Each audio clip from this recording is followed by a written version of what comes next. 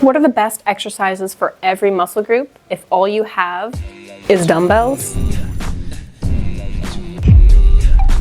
By the end of this video, you're going to have everything you need to make a routine that's simple and effective. Welcome to the channel. If I haven't seen you before, hi, I'm Cheryl and fitness is my passion. Today I wanted to go over some of the absolute best exercises to include in your routine if all you have to work with is dumbbells. What I have here are adjustable dumbbells, which are great if you have a home gym and you have an Olympic bar because the weights are interchangeable, but they can be a bit cumbersome for some of the exercises. So I'll give you some options if you also run into these sort of problems. Unless you're limited on time, I would always suggest splitting your workouts up into 1 day for push, 1 day for pull, and 1 day for legs. But if you're planning to work out less than 2 or 3 times a week, then full body is probably the way to go. Push exercises include chest, shoulders, and triceps. And starting with the largest muscle group, chest. And for this, we're going to be doing dumbbell chest press. Use a flat bench to target your whole chest. Or you can try an incline chest press, which potentially works the upper chest more and also adds some shoulder activation. Start with the weights on your knees, kick them up one at a time, and then carefully roll down onto your back. You want to have your elbows flaring out at about 45 degrees, not at a right angle to your body. As you push the weight up, press into your feet, have a slight arch in your back, and keep your butt on the bench. For some of the stronger men out there or people working with the adjustable dumbbells, it might be difficult to load up enough weight. So instead, you want to really slow down the move and add more reps. Next, moving on to the shoulders, we're going to be doing an overhead press. You can do this standing or seated. Just make sure if you're doing the standing variation, don't have an excessive lean or arch in your back. And because I really like shoulders, we're going to add one more move, a lat raise. Keep a slight bend in your arms and lift the weights up, but not straight out to your side. To protect your shoulders, keep your hands slightly in front of you with your thumbs slightly turned upwards. And my preferred variation of the lat raise is actually this Egyptian lat raise, where you hold on to something stable, lean out, and lift one weight up. Moving on to triceps. And for this, we're going to do the classic tricep extension. Again, you can do this either sitting or standing. Just make sure you're stable in whichever variation you choose. If you have a bench, another variation is taking this laying down, either using a weight in either hand or taking one weight with both your hands. Okay, if you're still watching, first of all, thank you so much, and please consider subscribing if you haven't already, because next we're moving on to pull. And this includes your whole back, biceps, and for some of us, hamstrings. Don't argue this, it'll make sense later. Now, it's a tragic thing when you have to have a pull day without including pull-ups, but it can be done, so save your tears. The next best thing to pull-ups is a row. And you can do this either kneeling on a bench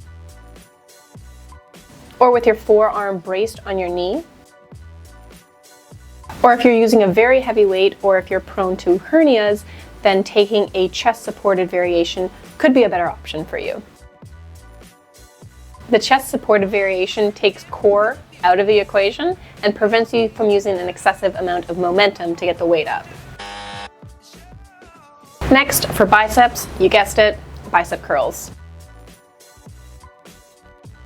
You can play around with either the supinated grip, which is the normal grip, or try a pronated grip, which will add a lot of forearm activation to the exercise. Just be careful, if you're taking this variation, you'll probably have to decrease your weight. And just like before, you can take this exercise either seated or standing.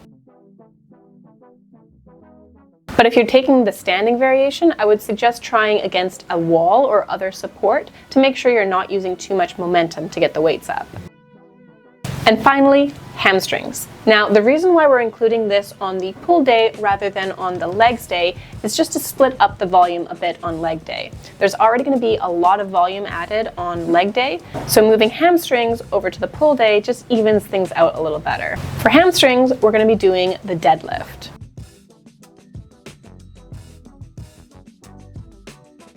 And if you're more practiced, I would suggest trying the single leg variation. Perform this with a staggered stance with your working leg slightly ahead and your back leg just used as support on the tiptoes. To add stability, you can also do this with your back foot on a wall.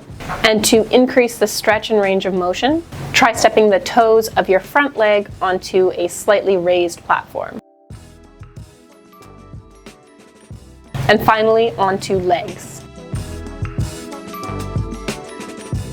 While a lot of dumbbell routines out there seem to include goblet squats, I don't particularly like these for a few reasons. If you're holding the weight up to your chest, it's very possible that your arms are going to fatigue before your legs. Alternatively, if you have the weights low and you're holding with extended arms, you're very likely to bottom out before you hit the end range of motion. So instead, we're going to do these, the Bulgarian split stance lunge.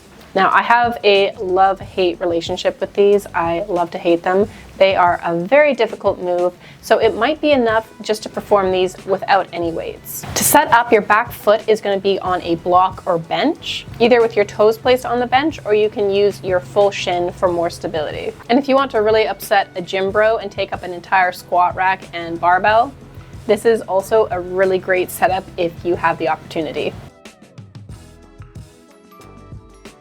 When you're setting up your stance, just pick something that is comfortable for you, that isn't so close that will cause your front heel to lift up off the ground, and also allows you to get adequate depth in the exercise without bottoming out or feeling unstable. If you want to focus more on the quads in this exercise, keep your body upright.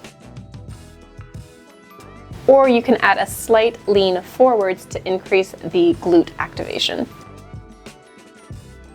Adding on to the glutes, the next exercise is going to be the glute bridge.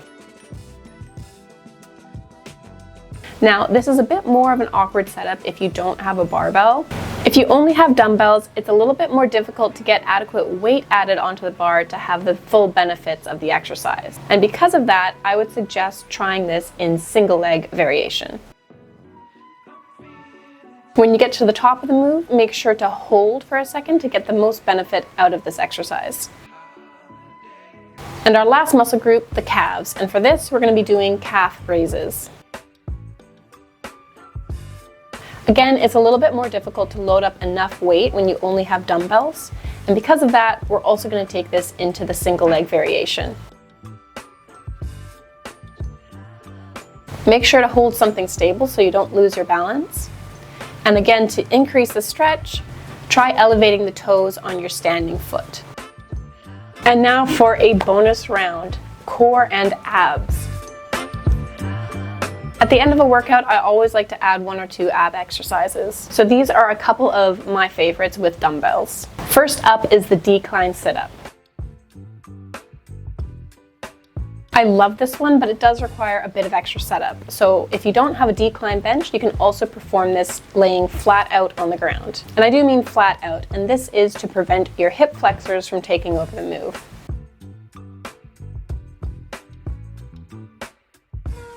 And my second favorite core exercise with dumbbells is the Russian twist. You can either keep your feet on the ground for added stability, or to make it more difficult, you can try raising your heels. Now, most of the ab work that I do actually doesn't involve weights at all. So if you want to see more of that, drop a comment to let me know. But for now, that's all. Bye.